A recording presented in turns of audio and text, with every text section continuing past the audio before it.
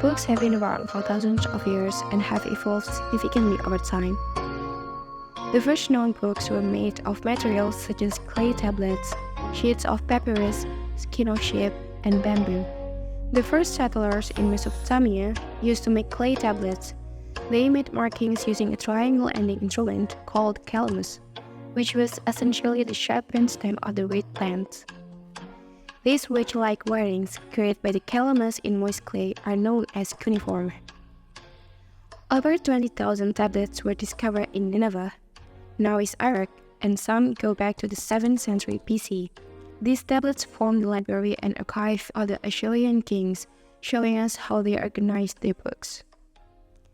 In Egypt, they extracted the soft bark from papyrus to its stems. In ancient Egypt, they consider it as a holy plant because of two main reasons. The first reason is the flower, which looks like the rays of the sun, which is symbol of Amun-Ra, who considered as god of sun in ancient Egypt. This is Amun-Ra. And after several steps, they reserved the best one for sacred writings.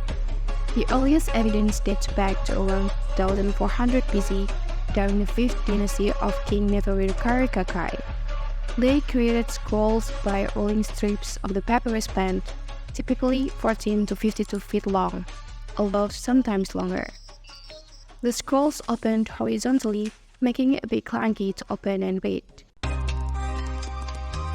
Around this time, people used sheep and goat skin to make parchment, a tougher option compared to papyrus. The Roman scholar Varro credited the invention of parchment to a shortage of papyrus in the ancient city of Pergamum. In China, approximately 100 BC, Cylon created paper by experimenting with materials like mulberry plant bark, hemp, aldrich, and fish nuts. The first recognizable Chinese books, known as Jiandu or Jianzi, were made from thinly split bamboo, rolls bound with silk, hemp, or leather. As the popularity of books was increasing, the world turned to a more efficient way of making them, printing. But the earliest printed book in the form that we know now, with pages bound together, is the Diamond Sutra. The Diamond Sutra is particularly interesting because the contents of the text don't actually match the way in which it's used. As far as contents are concerned, the Diamond Sutra deals with a view of reality or a view of this world which seeks to deconstruct the normal categories of our experience. The exact date it was made is uncertain, but it's estimated to have been printed during the Tang Dynasty around 2nd and 5th century CE.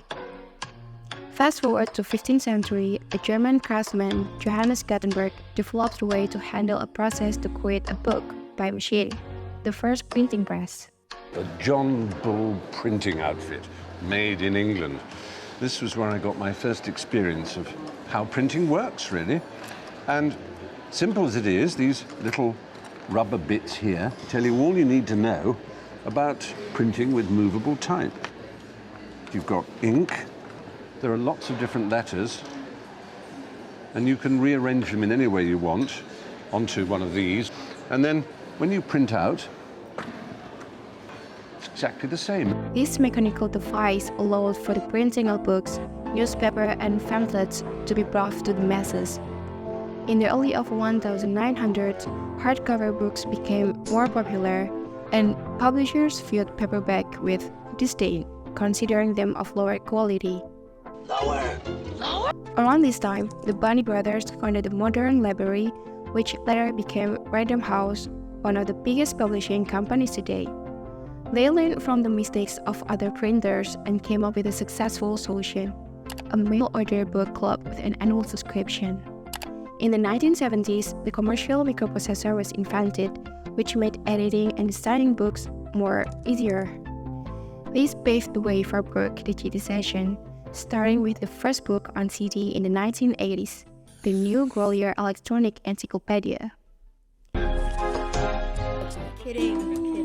Meanwhile, my husband Ryan. Penguin Random House, one of the highest earning publishing houses in the world, publishes 85,000 titles every year, comprising 15,000 titles in print and 70,000 titles in digital format.